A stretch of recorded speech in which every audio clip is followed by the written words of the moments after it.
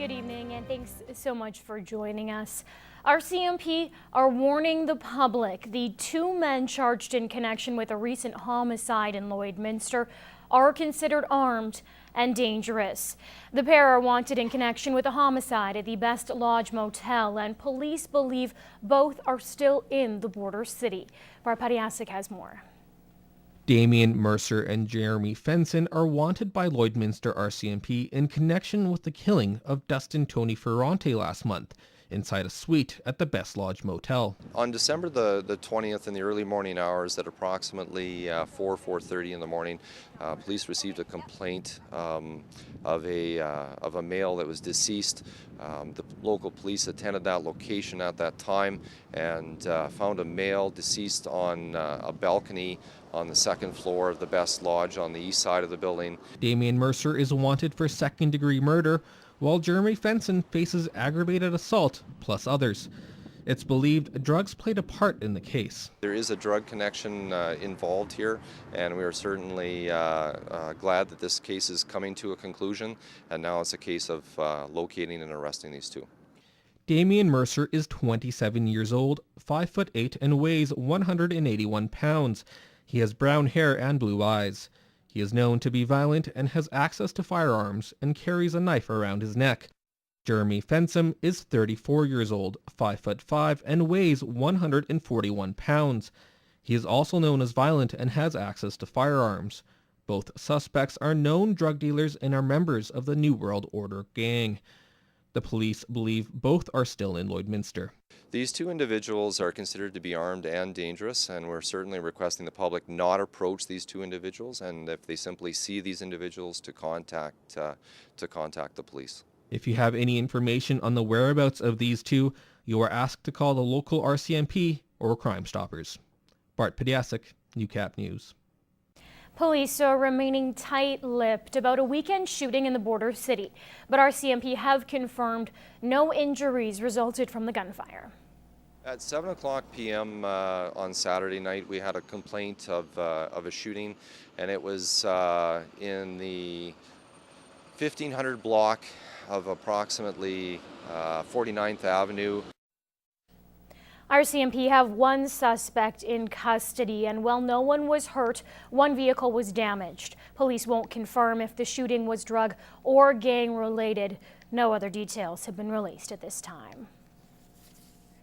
Well, these latest incidents are just another reminder of the growing violence here in the border city. On this month's one-on-one interview with RCMP, we hear from police about gang and drug activity and what's causing the rise in violent crime. We have had many high-profile violent incidents topping our headlines over the past few months, and today I'm joined with Corporal Shayne Hartwell of the Lloydminster RCMP General Investigation Unit just to talk a bit about those. First off, Corporal, can you describe to me the gang and drug activity here in Lloydminster? In the last 4 to 5 months, we've had some gang activity, and that has resulted in 2 or 3 different homicides within the Lloydminster region. And as a result of that, we've brought in additional resources in order to tackle that problem. And as a result, we have 4 people currently charged with murder and that are in custody now and are awaiting trial. And tell me a little bit about that. Is it an increase? Is this normal? Is there just more police presence? Why is there this spike? Well, the White Boy Posse in particular have been very violent with the way that they deal with things, and as a result of that, we've applied some pressure on them, and as a result of a couple of different things, it's kind of culminated in 3 different homicides. There was one in Saskatoon, there was one just out by the airport here, which was in Kitscotty's area, and there was another out at Ranfurly. And as a result of that, we've had our homicide investigative teams as well as some other resources come in from other regions in order to give us a hand, and we've been able to locate the people responsible. So is it all the White Boy Posse, or are you guys seeing violent crimes from other gang and drug affiliations? We've had several different gangs operating within the city of Lloydminster. The most violent, obviously, has been the White Boy Posse with those homicides. And we've certainly attempted to address that problem with them. And as a result, we've had some success there in terms of locating the people that are responsible. And like you said, the crimes have stepped up in their nature. What is fueling all of this? Well, it's all drug related and gang related. So quite honestly, it's not at the general public. It's very specific, and it involves either drug debts, things of that nature, or discipline within the groups. That's kind of what's kind of fueling what's going on here. And the City of Lloyd is a good market. Quite honestly, it doesn't matter whether it's a new business coming to town or whether it's within the criminal activity drug area. There's an opportunity here, and the gangs are seeing Lloydminster as an opportunity, and that's why we've seen the White Boy Posse come to town, and as a result of that, that's why we've had to change our game plan and step up a little bit and deal with the gangs and the groups and what they're doing. So is it the affluence of the people who live here? Is it the location? What do you think's causing this? Well, I think it's a combination, and I think you've mentioned a couple of them right off the top of your head there that I totally agree with. One of them is money. We're a very wealthy community in general. It's a very young community, and you put that together, and certainly there's a recreational market for illicit drugs, and as a result of that, that is an area where people see an opportunity to make money, and that's why we have the gangs here trying to make money and get involved with that sort of thing. And what kind of drugs are we talking about here?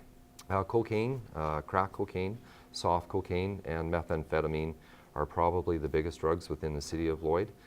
To a lesser extent, we've had some prescription pill stuff and marijuana, but it's mainly cocaine is the major problem.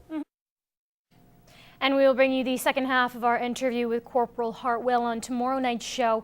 We take a look at if you should be scared for your safety and gang recruitment, how and who is being targeted. An exciting time for area farmers and producers. Cattlemen's Corral Crop Vision starts up tonight at the Lloydminster Exhibition Grounds. It's a good time to check out the new technology, equipment, and learn about big issues in the farming community.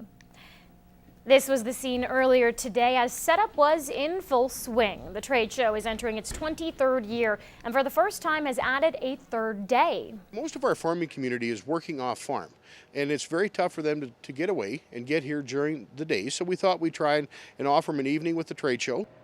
Organizers say they've brought in some key speakers who will touch on the important issues facing farmers and producers. We've got two tremendous keynote speakers. We have Greg Costle, he's going to bring us a grain market update, and we have Ann Dunford, who's coming to give us a cattle industry update, as well as there's crop diseases, and then there's new cattle initiatives. So we've got a wide variety of sessions for people to actually come and learn and start working towards the future with. Tonight's show is already underway and runs until 8 p.m. More information on the Cattlemen's Corral can be found at that website on your screen.